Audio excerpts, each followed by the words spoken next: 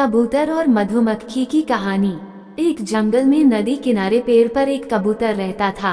उस पेड़ के आसपास कई रंग बिरंगे फूल खिले हुए थे। एक दिन एक मधुमक्खी फूलों का रस इकट्ठा करने के लिए नदी किनारे आई और रस इकट्ठा करते करते अचानक नदी में गिर गई।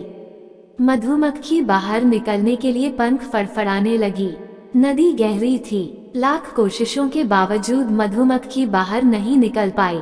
पास ही पेड़ पर बैठा कबूतर यह सारा दृश्य देख रहा था।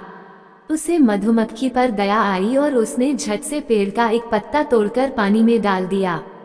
मधुमक्खी पत्ते पर चढ़ गई और पत्ते में बैठे बैठे नदी के किनारे पर सुरक्षित पहुंच गई। उसने अपना जीवन बचाने के लिए कबूतर को धन्यवाद दिया और उसे वचन दिया कि जब भी अवसर आएगा वह उसके उपकार का बदला अवश्य चुकाएगी।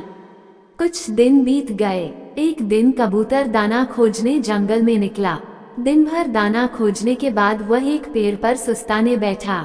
वह इस बात से अनभिज्ञ था कि एक शिकारी उस पर तीर कमान से निशाना साध रहा है। उसी पेड़ पर मधुमक्खी का छत्ता था।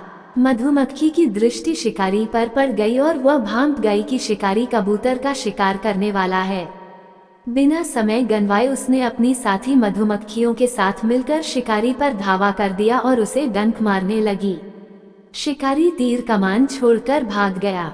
इस प्रकार मधुमक्खी ने कबूतर के उपकार का बदला चुकाया। कबूतर मधुमक्खी की मदद पर बहुत खुश था। उस दिन से कबूतर और मधुमक्खी बहुत अच्छे दोस्त बन गए। सीख: हमें हमेशा दूसरों की मदद के लिए तैयार रहना चाहिए। जब हम दूसरों की मदद करेंगे तभी वक्त आने पर हमें मदद प्राप्त होगी।